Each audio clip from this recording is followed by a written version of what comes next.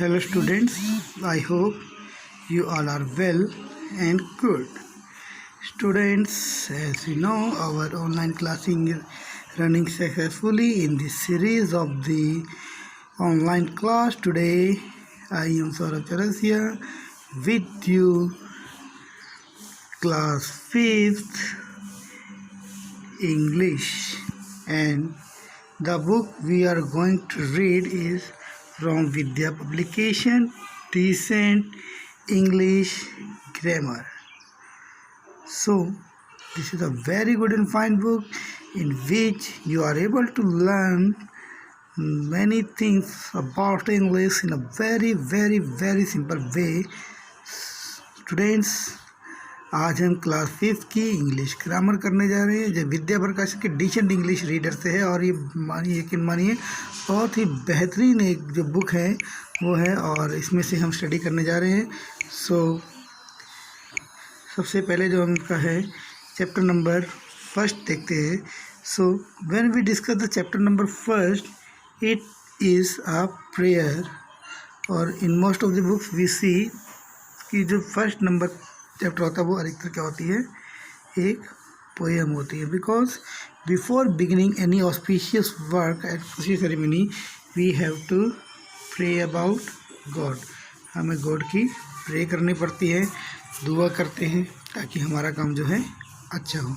तो इसी तरह से आप देख सकते हैं in picture, this is a morning time, the sun was rising in the sky, there is the birds on the tree, there is a tree, and there are two boys and girls of your age, and they are offering their praise to God. और यहाँ पर आप देख सकते हैं कि सुबह का सीन है, सूरज निकला हुआ है, पक्षी पेड़ पे हैं, पेड़ से चढ़ा रहे हैं, बड़ा अच्छा मौसम है, और बच्चे जो हैं अपनी जो है प्रार्थना वो ईश्वर के सामने कर रहे हैं. तो यही जो है हमारे पास आज का जो टॉपिक है प्रेयर है.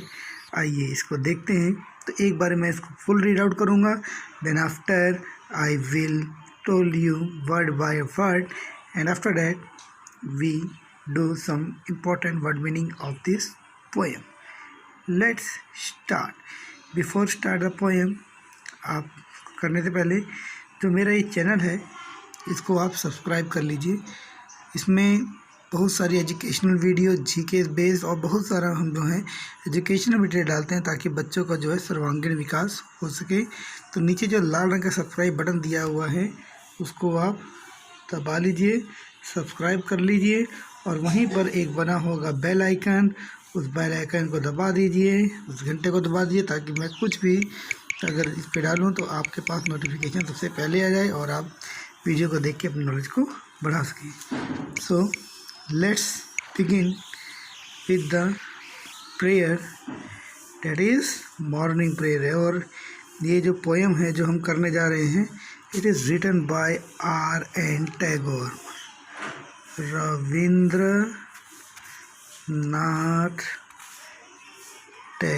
रविंद्रनाथ टैगोर जो हैं, इन्होंने जो हमारा राष्ट्रगीत बचा जन गण मन अधिनायक जय, उसके लेखक हैं. और उसके साथ साथ जो बांग्लादेश का जो राष्ट्रगान है अमार तो हमारा बांग्ला, उसके भी यही रचयिता है. तो ये एक ऐसे पर्सन है जिन्होंने 2 देशों के राष्ट्रगान लिखे हैं, और ये वो पहले व्यक्ति हैं भारत के जिनको कि नोबेल पुरस्कार लिटरेचर के मिला था. इनकी बुक थी गीतांजलि, उसके लिए इनको नोबेल पुरस्कार मिला था. बहुत ही अच्छे व्यक्तित्व हैं. और आज देखते हैं इनकी हम पोएम पढ़ के. Forgive my longer, O Lord, if ever I lag behind upon life's way. Forgive my anguished heart, which trembles and hesitates in its service. Forgive my fondness that lavish its wealth upon an unprofitable past. Forgive these faded flowers in my offering that wilt in the fair art of painting hours. So students, ये एक poem थी, और इसमें आप देखेंगे कि rhyming scheme नहीं है, ठीक है, क्योंकि मॉडर्न पोएट हैं, और मॉडर्न पोएट जो है कई बार राइमिंग स्कीम को फॉलो नहीं करते. तो कह रहे फॉर्मिंग माई लॉन्गर, फॉरगिव का मतलब होता है एक्सक्यूज़ करना, मतलब माफ़ करना, कि आप मुझे क्या कर दें, माफ़ कर दो। जैसे आपने देखा होगा मूवीज़ वगैरह में कहीं और बोलते लोग एक्सक्यूज़ मी, उसका मतलब ज़रा माफ़ करना, लोग वहाँ से चले जाते।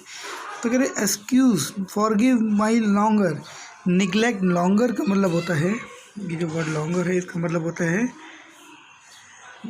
निगलेक्ट ऑफ ड्यूटी, मतलब अपने काम से दिल चुराना, काम से दिल चुराना। कहता है अगर मैंने अपने काम से कभी दिल चुराया है तो इसके लिए आप मुझे क्या कर देना, मुझे इसके लिए आप माफ़ कर देना।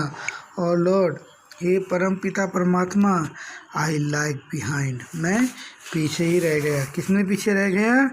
अपॉन्स लाइफ वे, लाइफ वे मतलब ड्यूटीज़ ऑफ लाइफ, या लाइफ वे का मतलब है ड्यूटीज़ ऑफ लाइफ, मतलब जीवन के जो कर्तव्य हैं, जीवन के क्या हैं, कर्तव्य हैं, इन कर्तव्यों में कहीं ना कहीं मैं पीछे रह गया। ठीक है, तो ये कर्तव्य में जो है कहीं ना कहीं पीछे रह गया, ऐसा पोएट को लगता है। ठीक है, तो वो कर्तव्य में जो है पीछे रह गए हैं। कर्तव्य मतलब जो हमारा काम होता है इसमें हमें पीछे नहीं रहना है। अब सेकंड इसका जो है स्टैंजा देखते हैं। Forgive my anguished heart which trembles and hesitates in its service। कहते हैं forgive, माफ़ करना, my anguish heart, anguish का मतलब होता है डीप पेन, मतलब बहुत गहरा जो दर्द है, कहाँ है? उसके हार्ट में, हार्ट में। विच ट्रेम्बल्स, ट्रेम्बल्स का मतलब कांपता है, डरता है। एंड हेजिटेट्स, हेजिटेट्स का मतलब तो है कि बोलने में घबराना, हेजिटेट्स का मतलब बोलने में घबराना। स्पीक इन डाउट, घबरा के बोलना। इन इट्स सर्विस, उसकी सर्विस में जो मेरे अंदर ये जो मैं गलती करता हूँ इसके लिए मुझे माफ़ करना। फॉरगिव माई फॉन्डनेस, फॉन्डनेस मतलब फुलिशनेस, मेरी मूर्खता, इसको मुझे क्षमा करना। डैट लेविश इट्स वेल्थ, जिसने क्या किया, जिसने लेविश कर दिया, वेस्ट कर दिया। लेविश का मतलब है वेस्ट करना, वेस्ट क्या कर दिया? इट्स वेल्थ, जो इसका धन था, जो इसका धन था कहीं ना कहीं इसको जो है वेस्ट कर दिया है। Well upon an unprofitable past, और किसके लिए? अनप्रॉफिटेबल पास्ट, पास्ट की ऐसी मेमोरी जिसको सोच के कभी हमें अच्छा नहीं लगता बल्कि दुखी होता है, तो इसने कहीं ना कहीं ये सब खराब कर दिया है।